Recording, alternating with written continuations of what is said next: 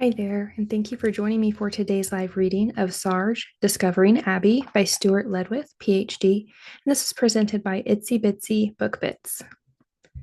In the beginning, promptly answering on the first ring. This is Ranger Stevens. How can I help you? My wife has fallen and I need help to get her. The voice on the phone sounded terrified, anxious, and barely able to get his words out fast enough. Slow down, sir. Slow down. What trail are you on? The gorge trail. Hurry, I need help. She may be injured. The voice crackled over the ranger's phone. How far are you up that trail, sir? The ranger inquired in a calm tone. He had already signaled his partner, Carol, to alert the local rescue team. At the steepest part, above the waterfalls, I think. The man was too distraught to think or speak clearly. His voice was becoming weak and high pitched, raising a lot of red flags for Ranger Stevens. He had heard this kind of voice before, and it never led to any good endings. He had to calm this man before he had two hikers to carry back down the trail.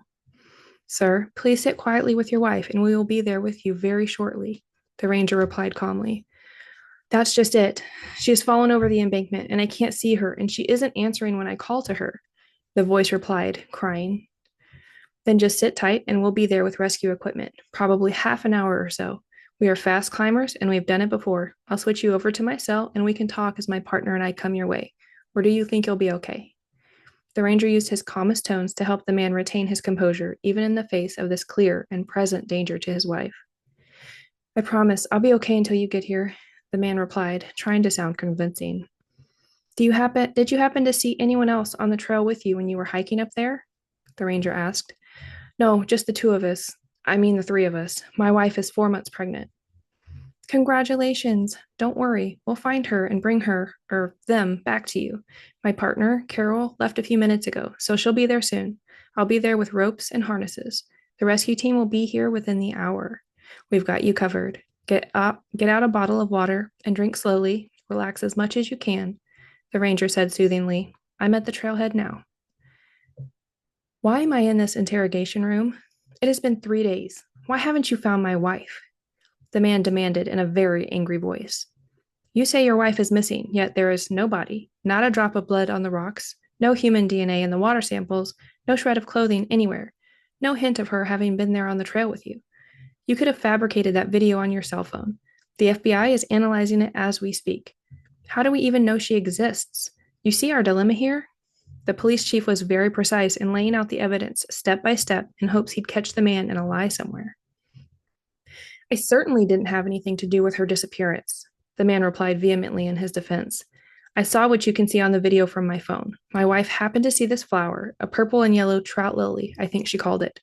She bent down to see if it smelled, and when she stood up, the ground under her feet gave way, and she disappeared over the cliff. I heard a muffled scream, and that was it. That was the last time I saw her. Period. She can't have just disappeared. She can't have. You can also see the pictures of the first time I saw her and all the subsequent pictures of her throughout our life together on my phone as well. Just don't leave town, Dr. Thompson. We may have more questions for you. The chief was sounding exasperated and quite stern. I'm going to have to get back to work soon, the man responded. You can go and we can account for your missing wife. If you ever had one, and she's actually missing, the chief retorted. The Daily's headline read, Longest county jury deliberation on record ends on 23rd day. Guilty verdict delivered. Dr. Andrew P. Thompson found guilty of second-degree murder of his wife, Dr. Abigail S. Gardner, aged 26 years old, formerly of Radnor, PA.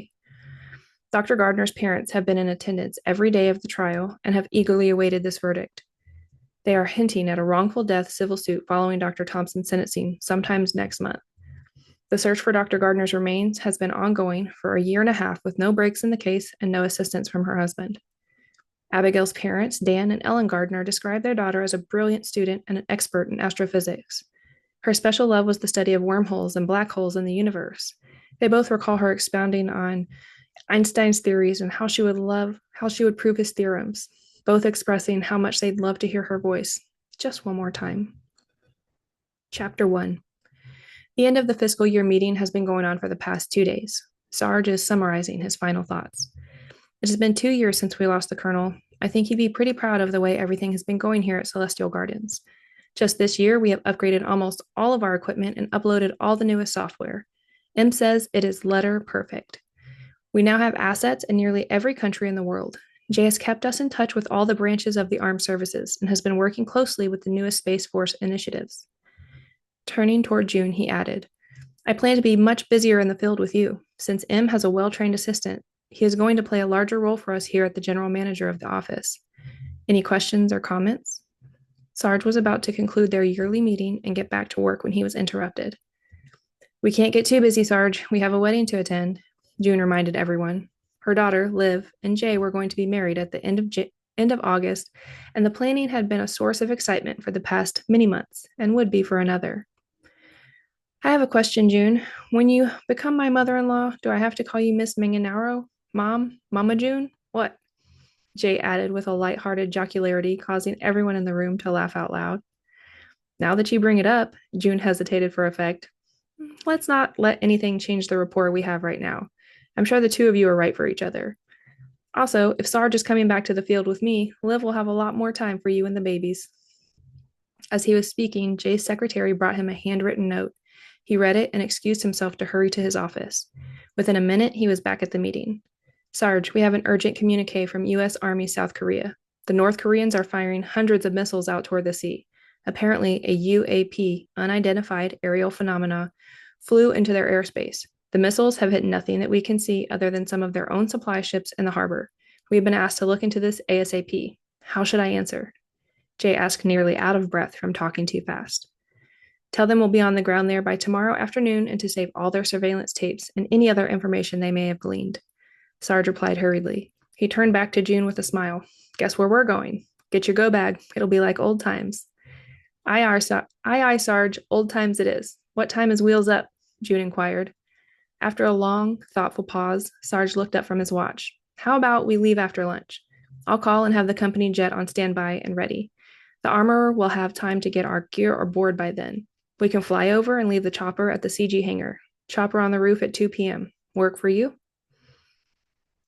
Sure, Sarge. I have missed your thinking and planning out loud like this. So happy to have you back in the field with me, June gleefully replied. We have a lot to catch up on. The flight was uneventful, but ever so long. Sarge and June had time to talk at length about her trip with Joe around the world and Sarge's somewhat more difficult transition to the chief of the Celestial Gardens. He was always meant to be an active agent, not a desk jockey. The captain interrupted their reverie, announcing that they would be landing at Osan within the hour. They would be meeting with both Army and Air Force commanders who were keeping a close eye on the North Korean activities. After several meetings with ground commanders of both services and watching many hours of video evidence, Sarge decided that he and June would go to the DMZ nearest to the bay where all the action was taking place and watch for themselves. He and June would use the CG plane as their center of operations, since it was so well equipped to handle it. He requested an old 1946 Army Jeep with an old radio set with a whip antenna, since he knew no one would be tracking it. He had other plans for it as well. Precisely at 8 a.m., a smartly dressed young Army specialist stopped outside the CG plane with the Jeep he had requested. June greeted her with a smile. They exchanged pleasantries and a plan to return the specialist to her post after she explained the hand-drawn map she brought along with all the secret routes she knew. Sarge came down the ramp and introduced himself. Instead of taking her back to her base, he offered to include her in his mission. He had already covered it with her command. She obliged, and June retrieved an extra go bag for her. June, while our crew gets this radio synced with our system on board, can you take Miss... Sarge paused to read her name tag. Conway inside and get her outfitted with civvies and hiking boots? This uniform is perfect and all, but just won't do for our purposes, Sarge said as he was busily tying down the 10-foot tall whip antenna. Sure thing, Sarge, June said as she escorted Abby up the steps into the plane. Sarge turned his attention to the crewman and the radio. Set it at 1.06 gigahertz, please, so we can chat with our new ET extraterrestrial friend out there causing this ruckus, and a secondary 1.08 gigahertz so we can talk to each other. You got it, Sarge, the young crewman replied with a sense of wonderment. I hope I finally get to hear the voice of an actual ET. That's the plan, my friend, Sarge said reassuringly. Monitor both frequencies and see what happens, and copy everything. With that, June and Abby returned and looked to Sarge for his approval. He nodded his approval. Shall we go? He asked as the three of them loaded into the old Jeep.